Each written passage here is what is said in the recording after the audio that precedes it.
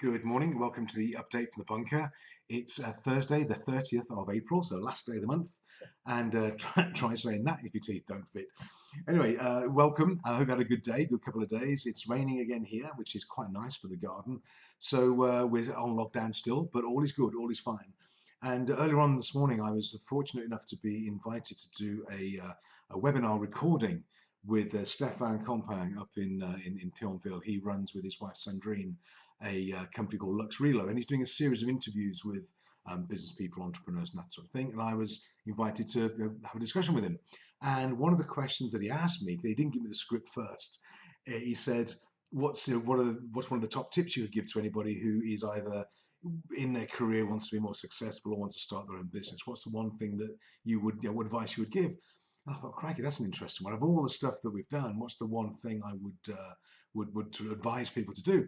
And the thing that came to me, and it stuck with me, was, or it was only half an hour ago, was to volunteer. And I remember, if I look back at my career, which has been from weapons engineering through to packaging, logistics, and blah, blah, blah, aviation, dressmaking, all over the place. The thing that has been my sort of common thread, I suppose, has been to volunteer, have a go at things and do things that seemed slightly crazy at the time.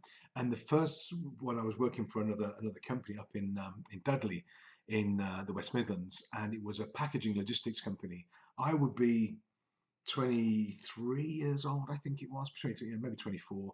And we were making packing cases for the military. So wooden boxes, cardboard cases to put engines and Land Rover spares, all that sort of thing for shipping all over the world. Anyway, to have those sort of contracts, we had to have a quality accreditation, which now would be ISO 9001. Back then, even before BS 5750, it was called AQAP 1, AQAP, Allied Quality Assurance Program. It's like a military standard, but we had to have our organization accredited to AQAP 1 to enable us to do the design, manufacture, and the packaging work that we were doing. And that meant that somebody or a team came into the business every 2 or 3 years, and they assessed all the systems. Are we compliant? Are we have rules, regulations, procedures, and protocols, all that sort of thing. And anyway, so that was the company I was working for. And I've been there for about, I don't know, 12 months, something like that. And I went into my MD's office, who was up on the sort of top floor. I didn't know him that well, but he was a decent guy. And I had to give him some papers and bits and pieces that I was doing for him to sign off. And I walked into his office, and he sat there literally with his head in his hands, and he's not crying, but he's just shaking his head. And I remember saying to him, "You okay, boss? What's up?" And he said, "I can't believe it." He said, "I can't believe it." He said, "We've got the AQAP accreditation assessment in like 6 months' time." And he said, it doesn't matter the guy's name. He said, "But he's gone. He's off on. He's in hospital. He's ill. He's got stress. He can't cope with the stress. He's gone to the doctors. They've signed him off, and he's unable to attend work. And he's having a nervous breakdown. This sort of thing." Oh my goodness! Well, I hope he's going to be okay. And he said, "I don't know what we're going to do now." He said, "Because we've got 6 months, and he's got all the files and the systems, but nobody else can do it, and blah blah blah blah. We're in the because we don't get the accreditation, we don't get the contract, so it's really fundamental to the business." And so I said, without thinking, "Well, do you want me to do it? I have a military subcontracting or weapons engineer background. I know my way around some manuals and that sort of thing. Do you want me to have a go at it?" He said, "Don't be ridiculous." He said, "You're just a kid." Okay, oh, okay. So I cleared. Anyway, in the afternoon, he came down again. He said, "Were you serious about that idea about you taking over this AQAP accreditation thing?" I said, "Well, look," I said, "I'll have a go." I said, I'll do my best. I'll have a go at it. If you want somebody to go for it, I'll get to, well, look, tell you what we'll do. We'll take you off what you're doing right now, relieve you of all your current duties and jobs. You report to me direct only." He said, "I want you to come and see me every day, and just for 5 minutes, give me an update of what you're doing. Whatever you need, you've got it. Whatever you're going to do, let me know and we'll sort it out." I said, "Okay, great." So I spent the next 6 months learning about quality assurance and AQAP 1, and we had to calibrate things, and it was really interesting. I mean, we do the whole method, the whole system. And I met with him every day as promised, and we went through it, and he supported me, and life was good. I had the AQAP accreditation, and I remember the debriefing. We had these guys come up from down south, down London somewhere, and they sat with me, Roger, who's the managing director, and a couple of the guys, the supervisors there as well, for the debrief after they'd done the examination of the business. And the guy sat there in the table, and he shook his head. He did this, and I thought, "Oh my God, what's happened now? He said, there's a fundamental flaw in your quality assurance systems. And Roger looked at me and he could see him thinking, I'm going to kill you. I'm going to kill you. And the guy said, he said, it's too perfect.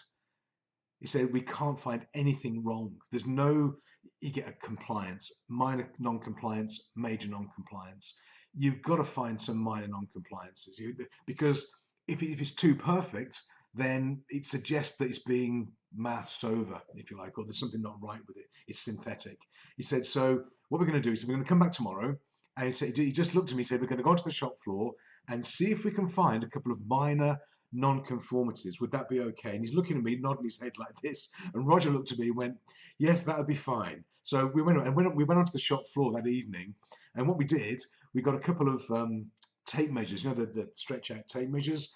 And we had one where we snapped the end off it and took the calibration sticker off and left it on the bench. So it was a non-compliant bit of equipment in the factory, and something else, we did something else with a little bit of equipment. So when they came in the morning, they found the tape measure that was non-compliant. It hadn't been tested and checked, and that was a minor non-conformity, and there was something else to do with a temperature check on an oil valve or something like that.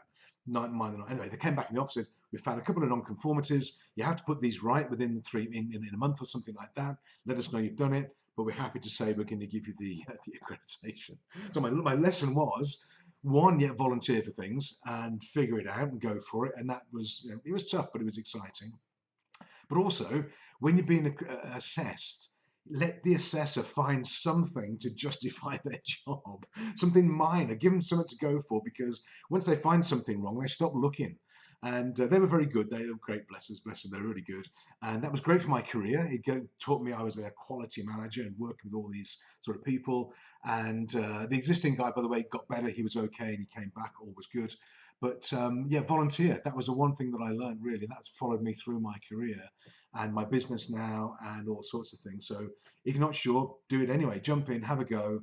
But if you're doing something to be assessed by people, let them find something wrong. Let them justify their existence to a certain extent. If it's too perfect, it's too good to be true, then it probably isn't true. So anyway, there you go. My little tip for the day.